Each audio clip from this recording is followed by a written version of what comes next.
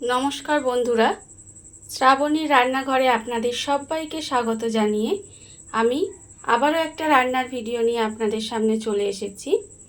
আজকের আমি আপনাদের করে দেখাবো দই পটল।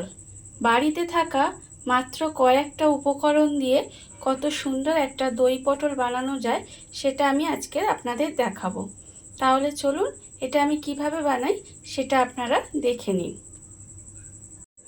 দই পটল বানানোর জন্য এখানে আমি পটল নিয়েছি,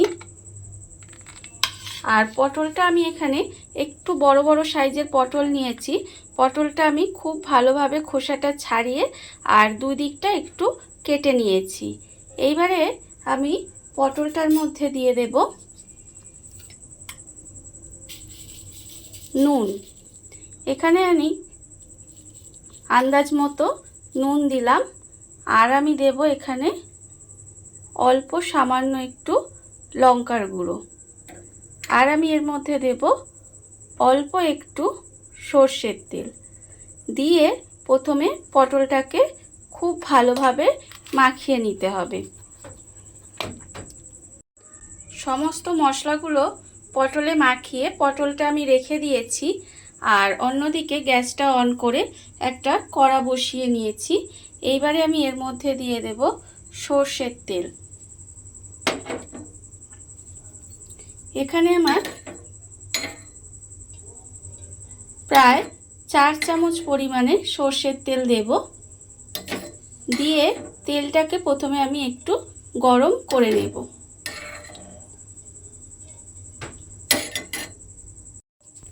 তেলটা আমার গরম হয়ে গেছে।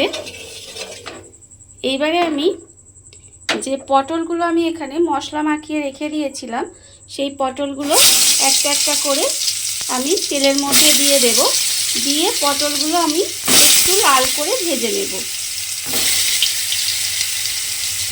পটলগুলো আমি যে সময় এখানে লাল করে ভেজে নিচ্ছি সেই সময় আমি অন্যদিকে একটা মিক্সিং জার নিয়েছি।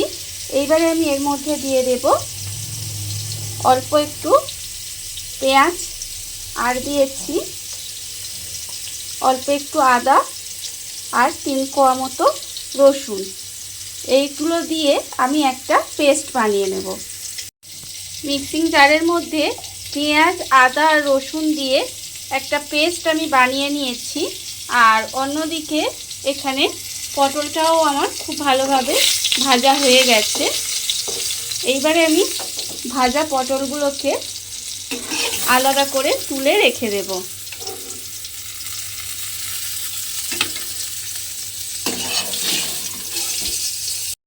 ভাজা পটলগুলোকে আমি আলাদা করে তুলে রেখে দিয়েছি। আর যে পটল ভাজার তেলটা আছে তার মধ্যে আমি দিয়ে দেব হাফ চামচ পরিমাণে ঘি। ঘিটা দিয়ে এবারে ঘিটাকে আমায় একটু গলতে সময় দিতে হবে। ঘিটা আমার এখানে গলে গেছে। এইবারে আমি এর মধ্যে দিয়ে দেব গোটা গরম মশলা। এখানে আমার গোটা গরম মশলার মধ্যে আছে অল্প একটু দারচিনি, আর 2টো ছোট এলাচ, আর 2টো ছোট লবঙ্গ আছে। এবারে আমি এই গোটা গরম মশলাটা দিয়ে একটু নাড়াচাড়া করে ভেজে নেব। ভেজে নিয়ে এবারে যে এখানে পেঁয়াজ আর আদা রসুনের পেস্টটা আছে সেটা আমি এর মধ্যে দিয়ে দেব।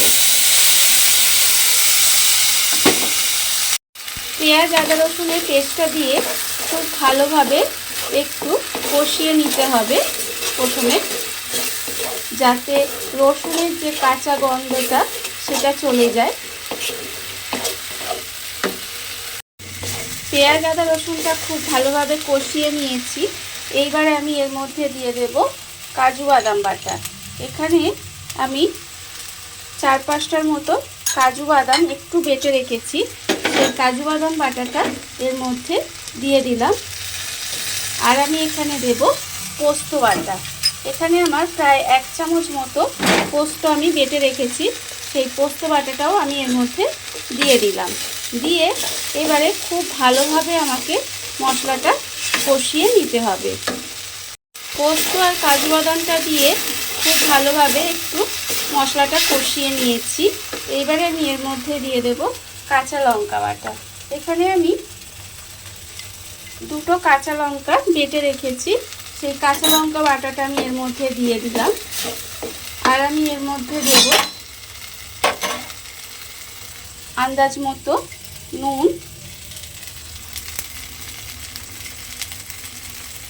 আর দেব আমি চিনি, এখানে দেব অল্প একটু পরিমাণে, আর দেব অল্প সামান্য একটু 1/4 চামচ মতো লাল লঙ্কার গুঁড়ো দিয়ে আবারও কিন্তু আমাকে মশলাটা একটু কষিয়ে নিতে হবে।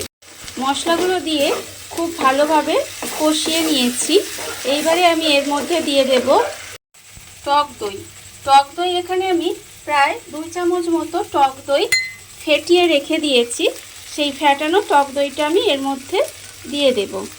দিয়ে আবারও কিন্তু খুব ভালোভাবে মিশিয়ে একটু কষিয়ে নিতে হবে।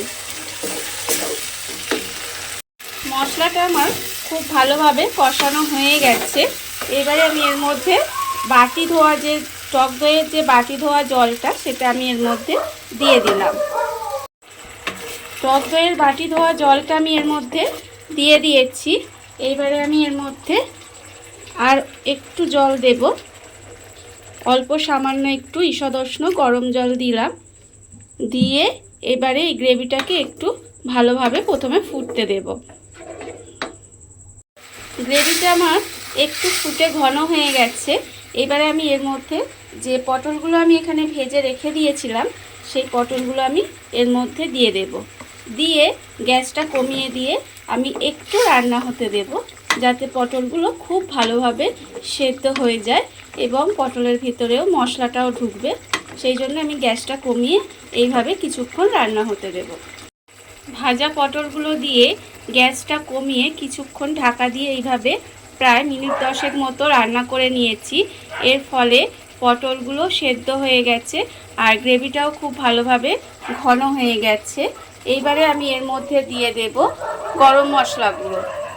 এখানে আমি খুব অল্প সামান্য একটু গরম মশলা গুঁড়ো দিলাম। দিয়ে এবার খুব ভালোভাবে এটাকে মিশিয়ে গ্যাসটা অফ করে ঢাকা দিয়ে কিছুক্ষণ রেখে দিলেই কিন্তু আমার দই পটল রেডি হয়ে যাবে।